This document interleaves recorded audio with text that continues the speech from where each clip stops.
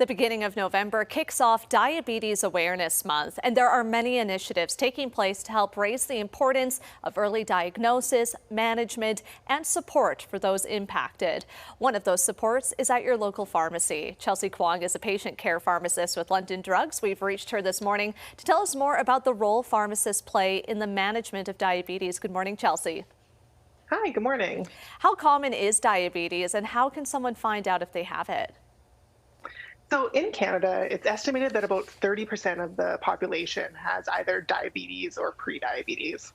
Some of the risk factors for the development of diabetes that can't be changed include your age. So the risk of diabetes increases as you age. Your gender, adult men are at higher risk than adult women, and your ethnicity. So some ethnic groups are just at higher risk than others. The things that you can change to help prevent diabetes include your level of physical activity and your weight. If you do have some of these risk factors, or if you have a family history of diabetes, then it's important to talk to your healthcare provider about being screened. You brought up some good points there for my next question about lifestyle and dietary changes that can be made for someone at risk of diabetes. What would you suggest? So, for someone who either has prediabetes or type 2 diabetes, and if they're overweight or obese, weight loss is actually the most important and effective strategy for helping to normalize blood sugars. A registered dietitian is a really great resource for learning which foods to eat, but in general, a diabetes friendly diet includes less processed foods, such as sugar sweetened beverages and fast foods, and more of those low glycemic index foods, such as beans, whole grains, lean proteins, and fruits and vegetables. A weight loss of even 5 to 10% can make a really big difference towards normalizing those blood sugar levels. And for physical activity, working up to getting 150 minutes of moderate to vigorous activity weekly is a really good goal. And on the topic of blood sugar levels, how can someone go about checking those?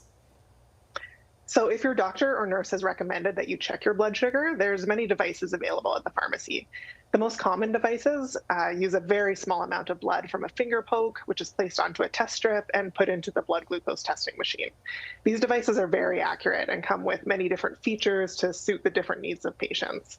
If someone needs to check their blood glucose more frequently, then a flash glucose or continuous glucose monitor may be a good option for them.